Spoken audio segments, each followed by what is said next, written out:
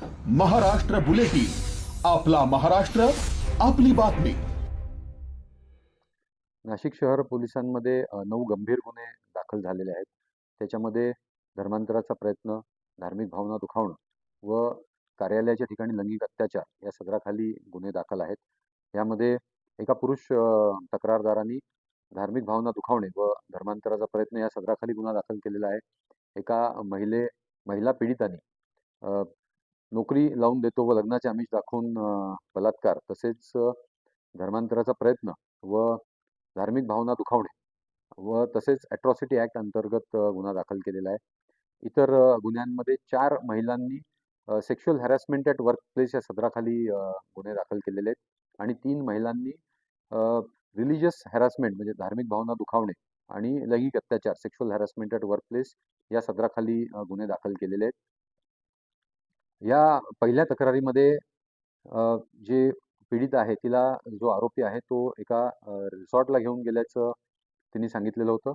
तर त्याचे पुरावे जप्त करण्यात आलेले आहेत. त्या रिसॉर्टचं एंट्री रजिस्टर किंवा त्यांनी दिलेले डॉक्युमेंट्स त्याचबरोबर जे त्यांनी ऑनलाईन पेमेंट्स केलेले आहेत तर त्या संदर्भात पुरावा जप्त करण्यात आलेला आहे आणि इन्व्हेस्टिगेटिव्ह एजन्सी पुढचं तपास करत आहे.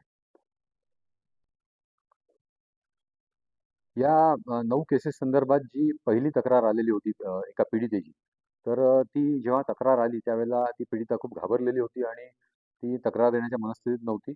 तर पोलिसांनी तिचं कॉन्फिडन्स तिला काउन्सिलिंग केलेलं आहे आणि तिला धीर दिलेला आहे. त्यानंतर तिने तक्रार दाखल केली.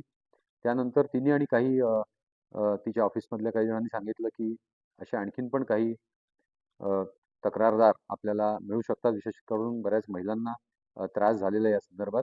तर त्यावेळेला आमचे नाशिक पोलीसचे जे महिला अधिकारी अंमलदार जे आहेत त्या प्लेन क्लोथ्समध्ये त्या कार्यालयामध्ये गेलेल्या होत्या आणि त्यांनी सर्व त्या ठिकाणच्या महिलांना भेटून त्यांना धीर देणं, काउन्सिलिंग करणं आणि त्यांची काही तक्रार असेल तर पोलीस कारवाई करतील, आपण काळजी करू नका, अशा प्रकारचं त्यांना धीर देऊन त्यांचं मनोबल वाढवलेलं होतं आणि त्यानंतर या तक्रारी दाखल झालेल्या आहेत.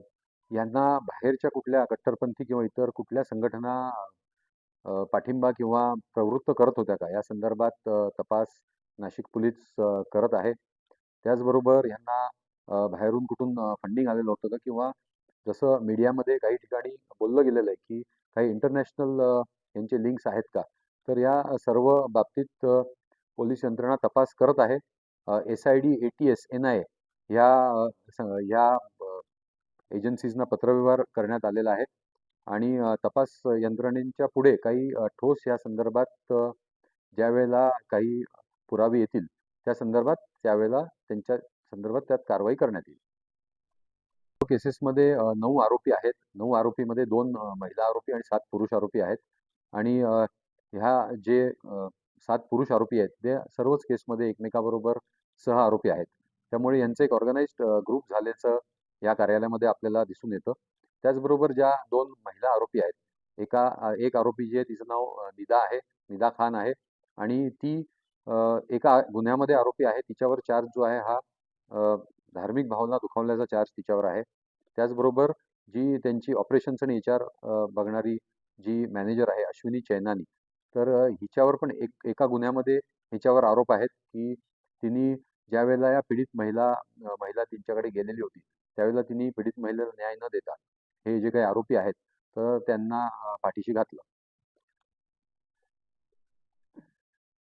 महाराष्ट्र बुलेटिन, आपला महाराष्ट्र, आपली बातमी.